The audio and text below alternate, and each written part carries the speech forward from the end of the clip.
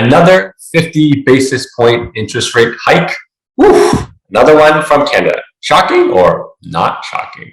I bring on my mortgage broker, Bredy Leow from Caliber Mortgages, to talk about what to expect, whether you go fixed or variable, wants to talk about what we're seeing in the market, whether there's opportunity, and kind of a little bit of some numbers of what we've seen so far in May. So I cram all of this into a little video for you guys. So make sure to stay tuned right into the end. Promise you, it'll be worth it.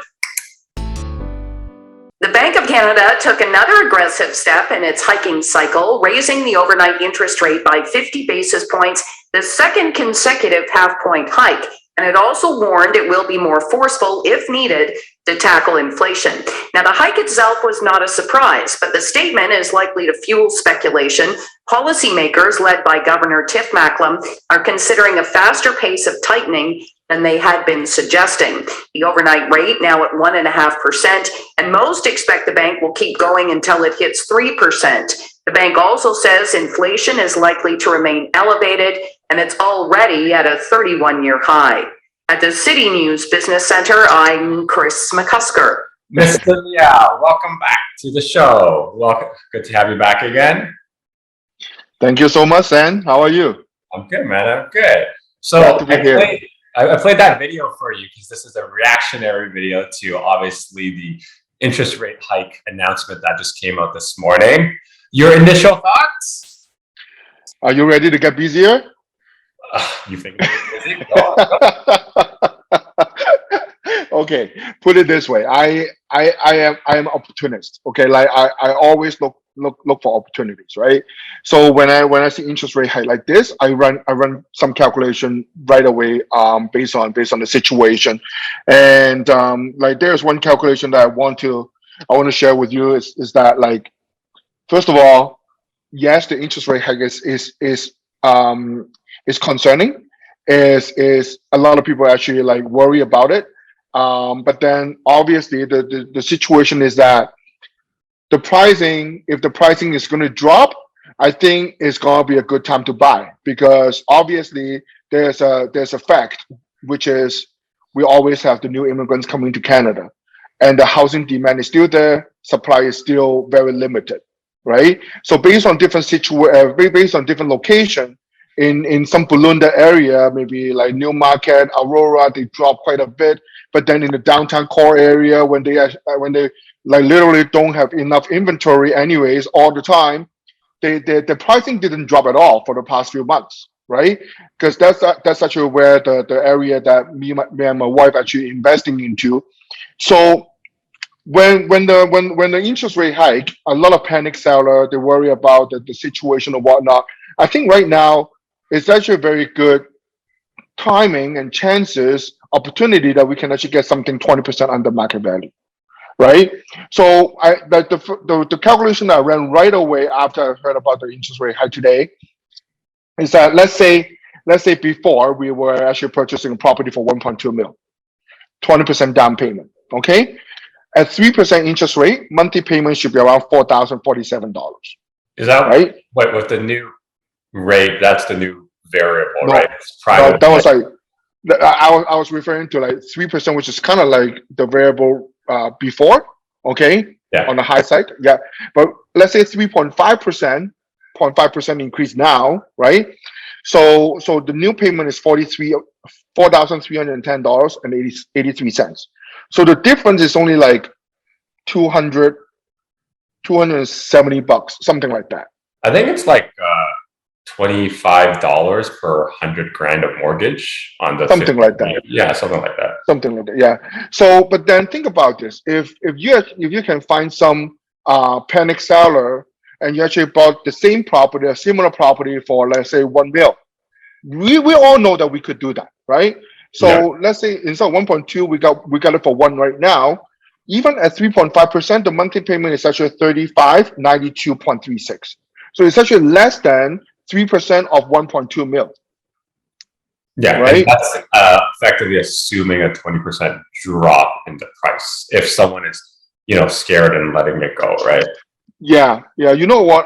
I would say out of 10 properties, you can always find maybe 1 or 2, right? I'm not saying there will be a lot of opportunities like that.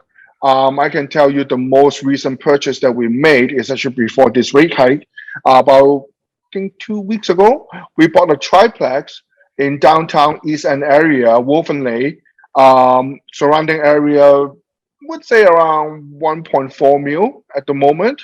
I bought it for 1 mil, right? So like there are some deals out there for sure. We just need to look for it, right? That's why I asked you if you're ready to get busier.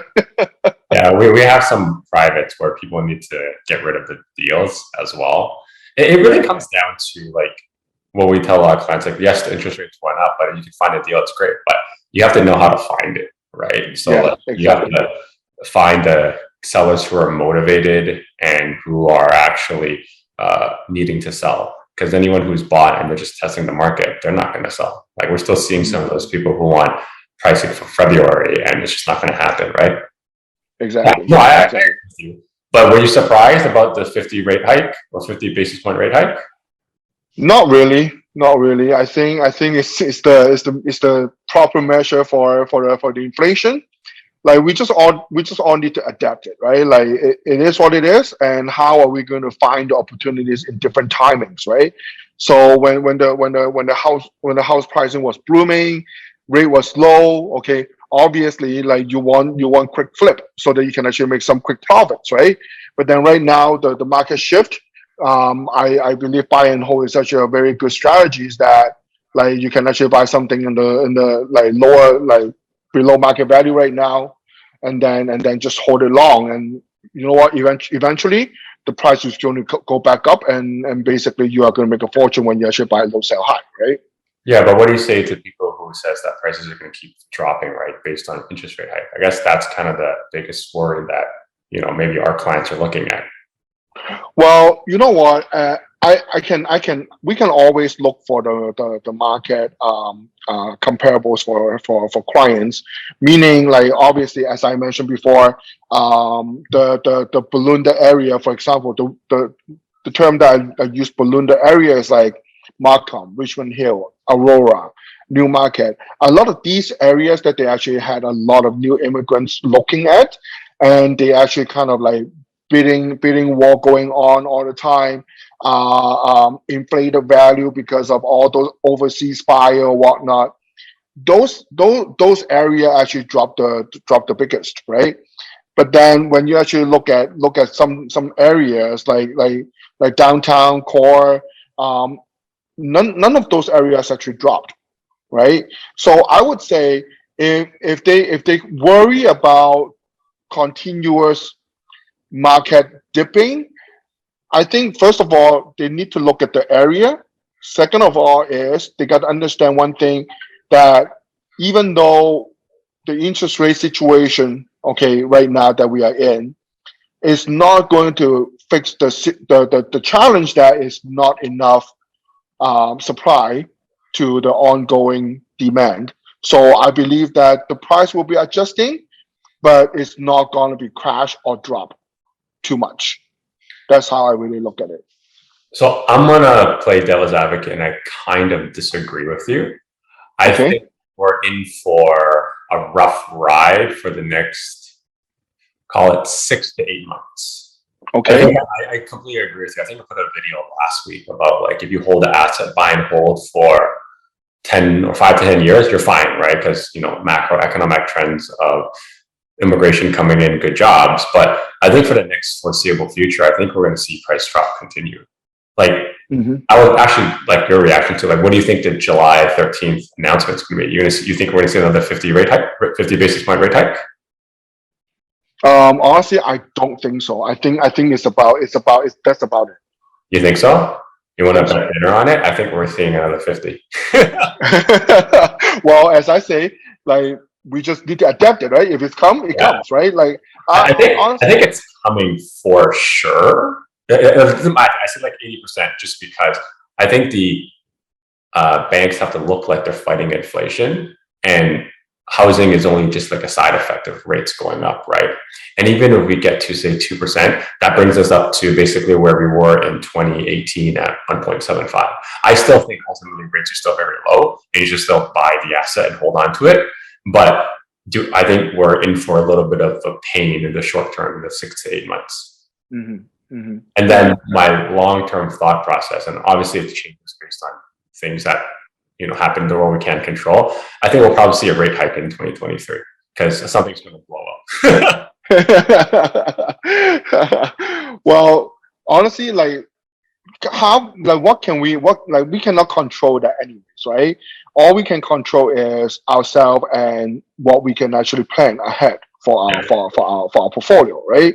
So basically, when I look at these market situation, I go, hey, wait a second, let's say I bought that $1 million triplex in downtown. Would that drop below 1 million? Would that drop below 800,000? I don't really see that happen, right? So I always believe that real estate is obviously you and I both know that long run is guaranteed making money, right? But then you know what? With the adjustment, I don't really see that much of a drop.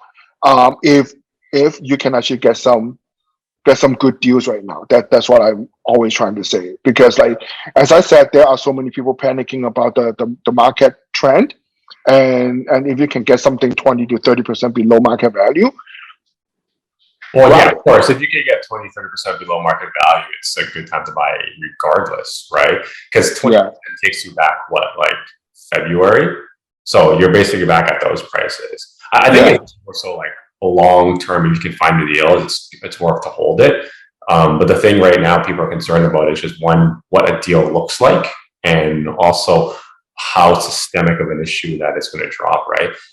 I'm looking at some of the comments and just some of the feedback I have on the videos, that a lot of people are worried that we're going to see 1980 style of inflation of rates going to 10%.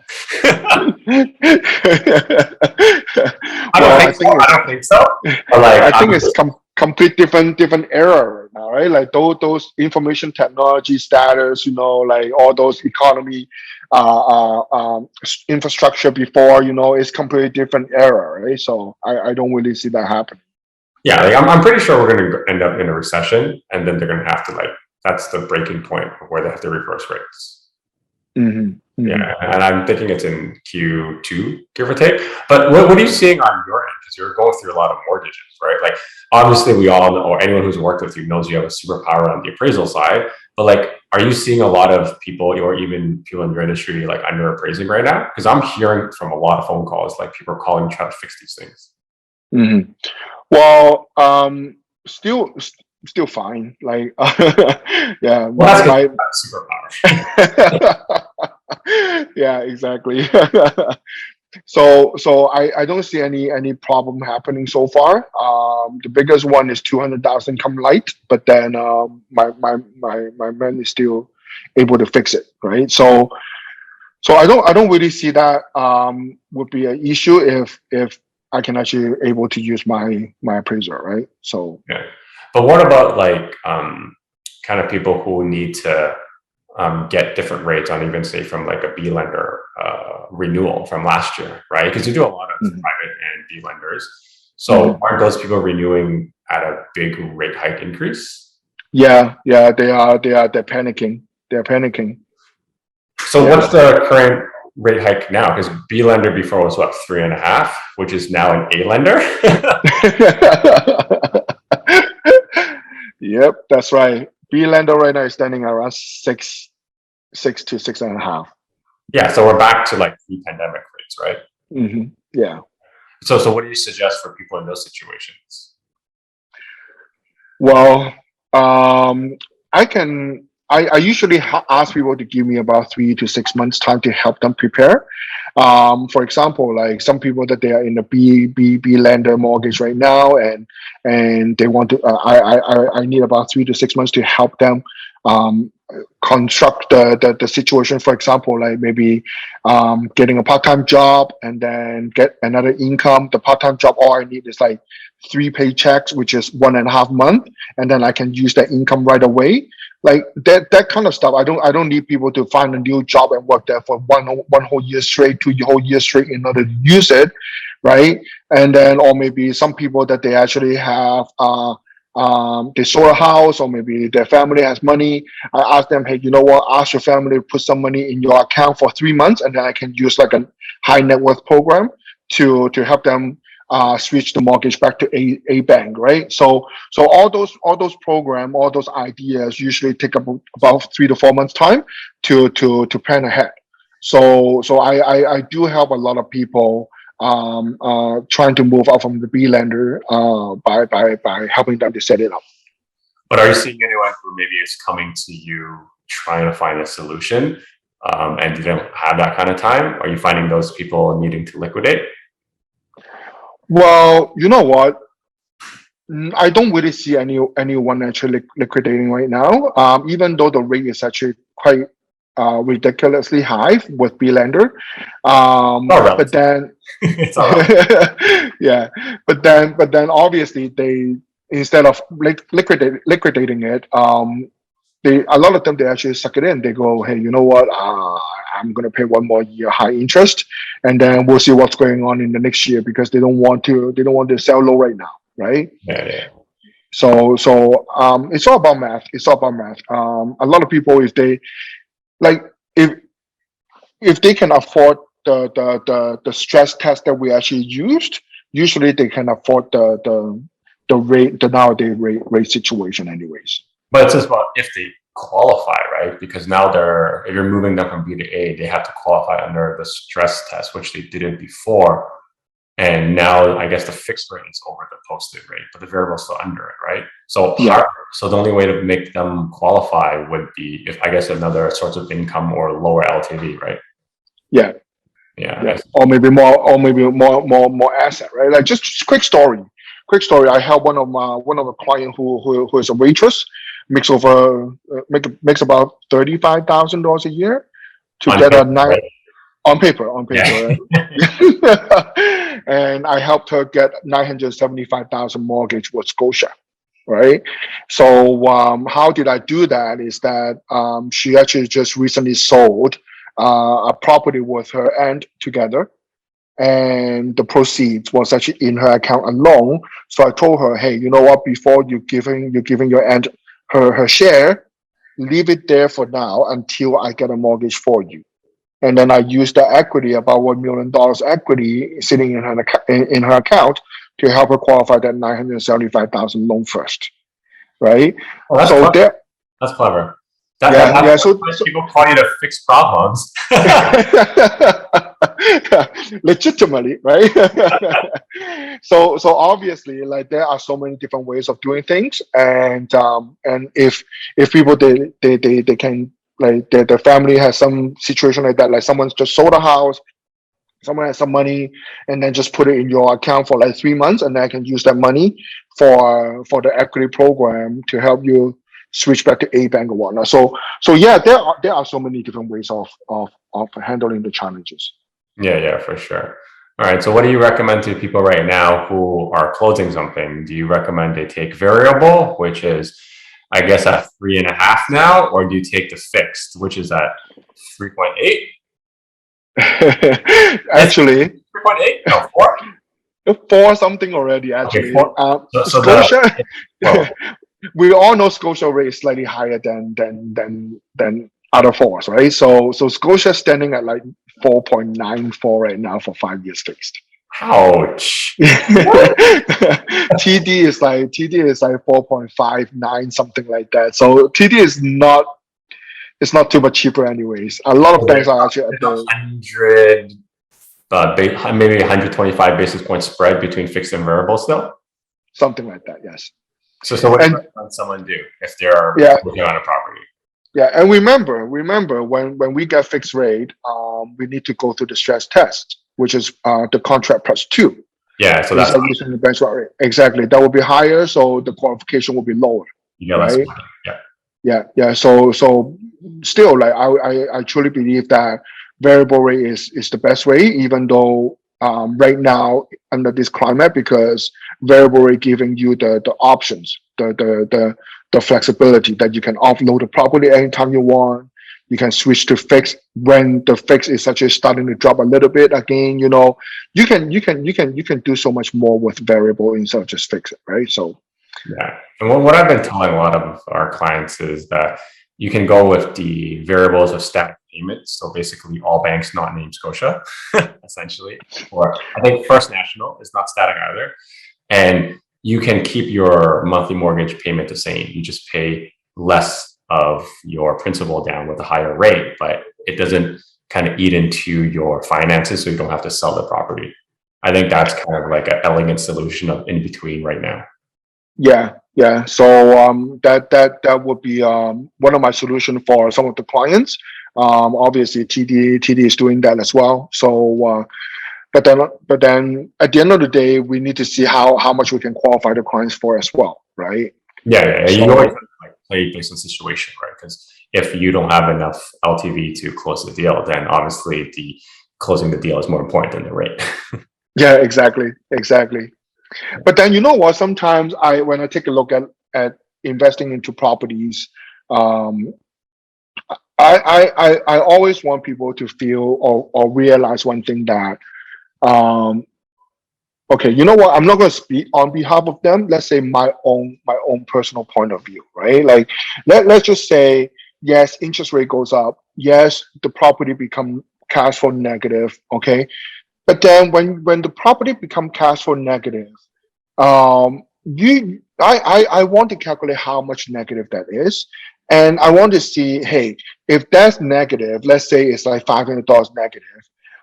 Like you can look at that as an expense, or you can look at that as a contribution toward an asset, right? So when I look at cash flow negative, I go, hey, wait a second, okay, this property I cash flow negative $500. That means I'm spending $500 a month on that property, contributing into that property mortgage. That is not too bad at all. Like $500 for one mortgage, that is not too bad at all. So when I always like to look at the big picture. I look at the net worth, I look at the cash flow, but at the same time I always look at like, hey, is it worth it? Like one property for only $500 a month extra expense? I love it. Oh, I agree with you, but it's subjective to everyone's situation. Right? Exactly. That's why I said. I don't of want to speak on behalf of them. I said like that's my point of view, right? I feel like you're right. Like I feel like a lot of people, they have their own point of view as well. But when it's come to my own point of view, I feel like if there's the cash flow negative, the negative is only kind of like a contribution towards something that bigger than that, right?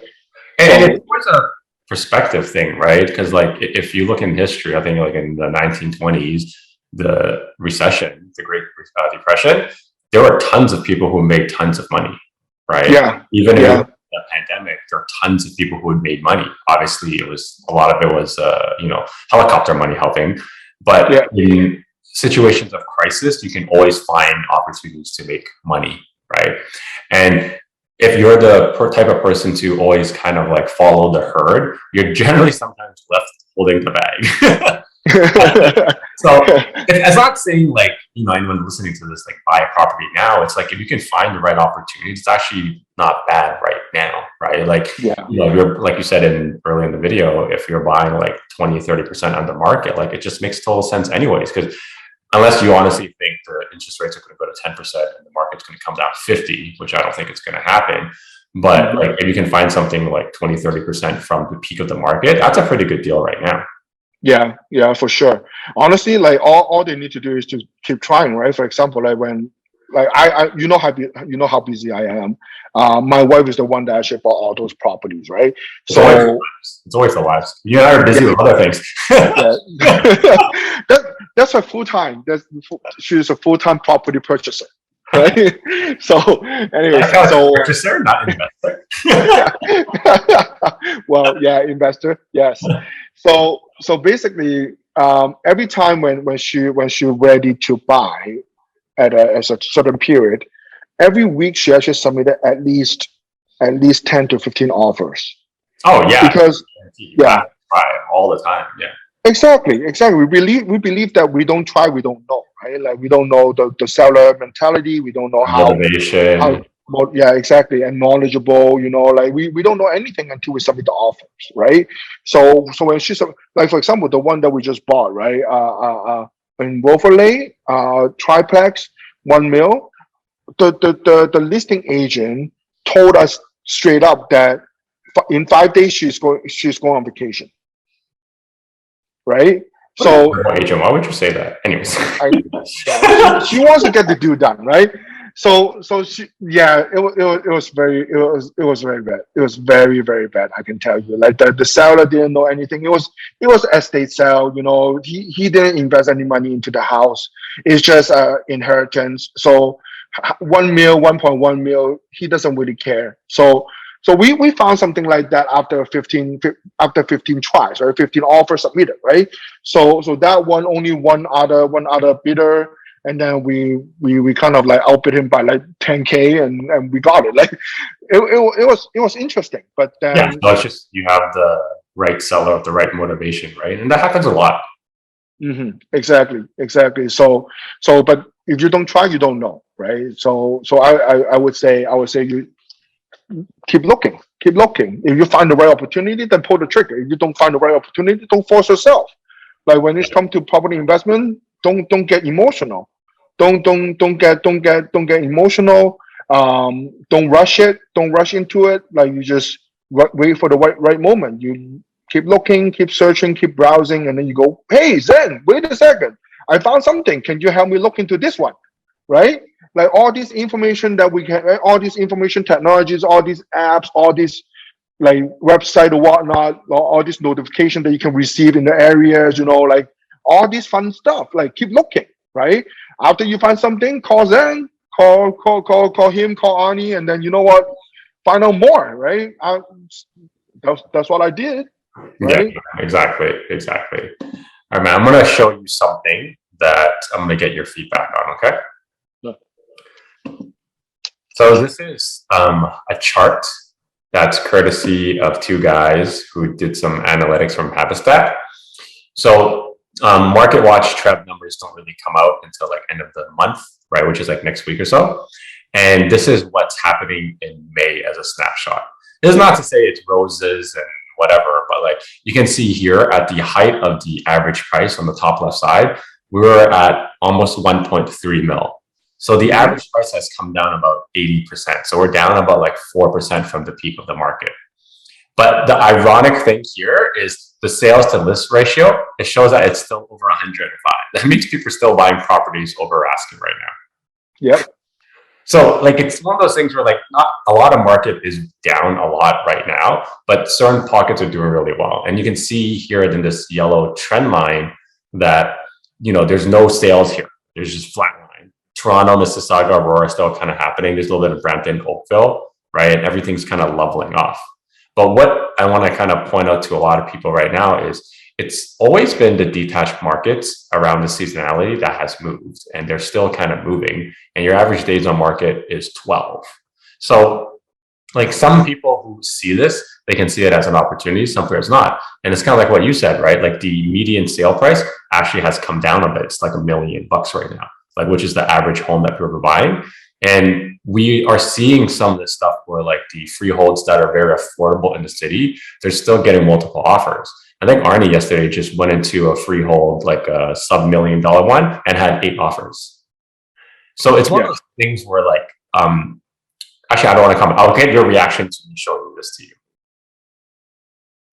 Well, I think it's just exactly what I said, right? With those sales activities, Toronto is still a lot. Like in different pockets that they do have a different demands, right? So obviously,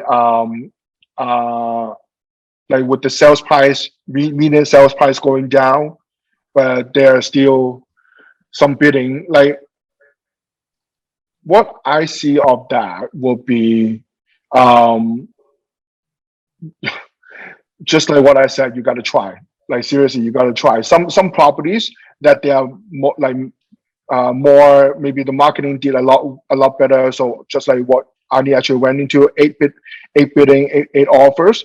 So, but then some properties that they might not market too much, and you can go in and get like maybe only 2 or 3 offers, right? Oh, yeah, those are our favorite. You know, like where the person only takes iPhone photos.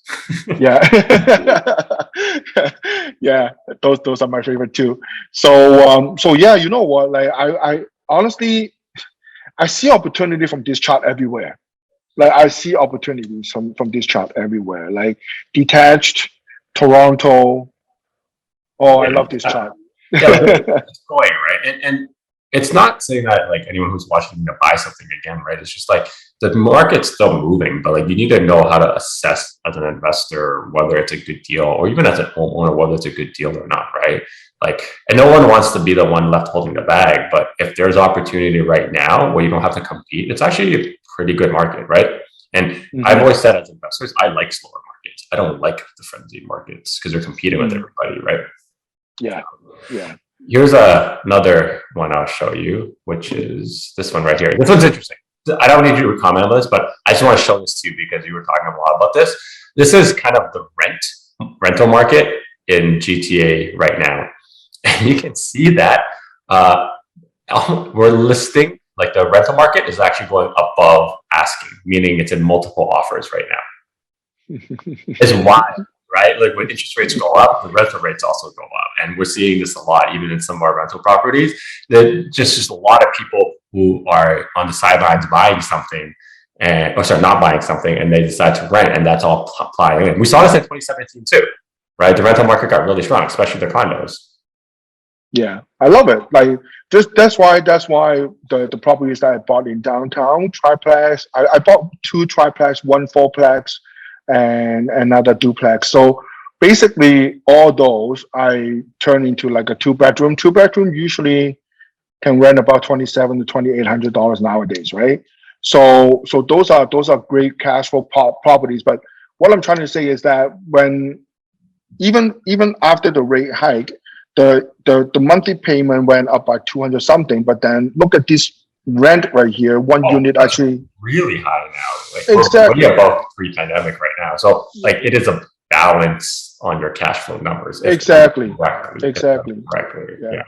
And the last so I think go ahead. I think they can look at this chart, and everyone can look at this chart and do more research on this to balance their own sheet, right? Like, because they don't like a lot of people, they only look at the cons, not the pros, right? Well, you know what? That's kind of like the human nature too, right? It's people, they want to plan for the worst first, right? And then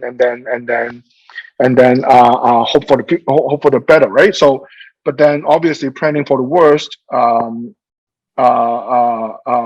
is good, but at the same time, don't overlook it, right? Don't overlook the cons and forget about the pros. It's all about balance. It's all about the whole entire balance sheet, right? Yeah. And the last thing for anyone who's watching, I'll show you this is it's like a month of inventory, which is kind of like the leading indicator of how much stuff is on the market versus how much is selling. You can kind of see over here that right now the purple line, we're still below, the last 4-year average, right? But we're climbing up. And what I'm kind of telling a lot of my clients right now too is let's wait until July and see what happens, because I think the inventory will build up, the rates will go up, and I think there's a little bit more pricing kind of to come down a little bit. Obviously, as a generic whole of the market, but obviously we can find something that's like 20-30% under market. Yeah, it just makes total sense, right? Because I don't think we're dropping 20-30% by the time we hit July. Well, even nowadays market, you can still find some uneducated seller that you can still buy at 20% or 30% under market value. You just need to find it. I truly believe that, right? Because I can tell you, like all my multiplexes, like at the closing date, compared like for example, one I actually bought it for 1.1 on closing date. The next street, actually five house down, is actually sold for about 600,000 more. Right? Okay. And then another one I bought it for 1.2, another one I bought it for 1.3, the most recent one I bought it for 1. All of them, when they actually are on closing date, the 1.3 one is actually 2.5 story. So basically it's 3 stories and 4 units, 2,300 square feet in South Riverdale. Okay, it's beautiful house, right? Beautiful location. And that one I bought it for 1.3. And on closing date, it was actually like the similar house sold for 1.8, right? Yeah, so you gotta find opportunities for it. Exactly. You cannot wait for opportunities to happen, right? Like you have to find those opportunities. So I'm sharing this because, like, honestly, like, even though when the market was on the rise, you can still find deals. Okay, and when the market is dropping, you can definitely easier to find some deals. Okay, but you just need to look for those opportunities. You cannot just wait there and, hey, hopefully I one day I feel that today is the lowest of the market and let me go buy something. But nobody can time the market, even we. Exactly. And we're doing this. Exactly.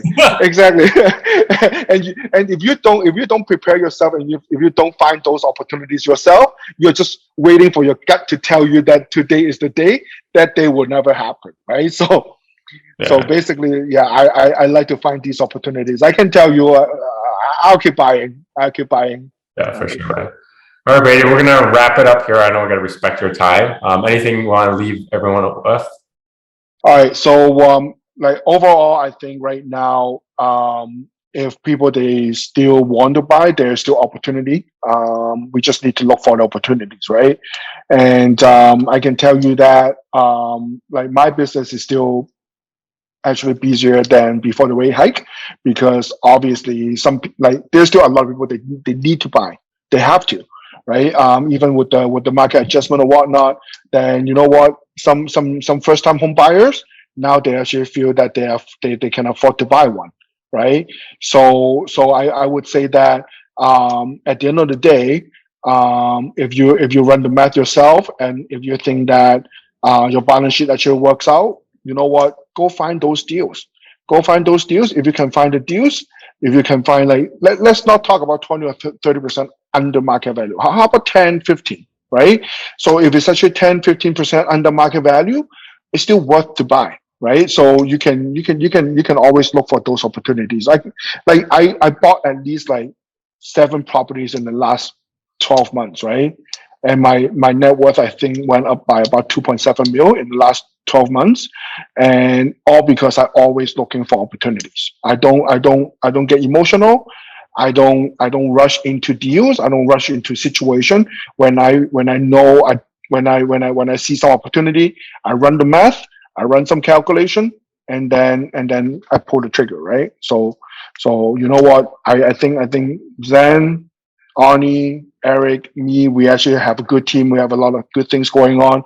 We can definitely help people to run all this calculation and find something good for themselves. Yeah, for anyone who doesn't actually work with us, Arnie works on our team. Eric is our lawyer. Brady's the mortgage broker. so Yeah. people may not know. Oh yeah, that's right. Yeah. So I think I agree. Like, if you can find the right opportunity, it makes sense. But it's one of those things where, like, maybe don't pull the trigger too quickly unless you know it's a good deal, right? Like, I have some clients, I'm like, look, you can get this for X price. I think it's a good purchase. If it's not at X price, just let it go, right? So that's why I've been telling a lot of my clients, like, you just got to be not emotionally attached to the home, right? So that you're not overpaying for it in this type of market. And honestly, like, even at the end of the day, I'm not saying people do it, but like, if it's the home that you're going to live in and raise a family, and it's in this good school districts, and like you're going to be there for 10, 15 years, who cares, man? It's all like, it's not chit chats. Who cares? Exactly. Matrimonial home, your primary residence. Just get whatever you like, man. Right? Just get whatever you like. Yeah. And as long as you can make the payments, who cares? That's it. Yeah. Exactly. And you know what? One more thing I want to add on is that you know, we work very, like, everyone works very hard to make their money, right? But at the same time, saving money is not as easy as it is. So basically, if you're just saving every single dollar, it's going to take forever for you to build a portfolio, build wealth, right? People need to learn about how to recycle the money. Like, how do we do that? Is I know you do a lot as well, Zen, which is BRRR, right? Like you buy something, you renovate it, and then you refinance it back, take the equity back out, and then rent it out, right?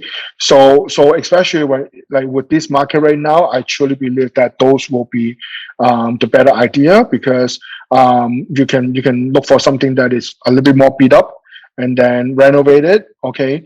And then when you refinance, you can most likely take all the capital back out, or at least like a good chunk, right? 70%, 80% of that. And then use that money for another project, right?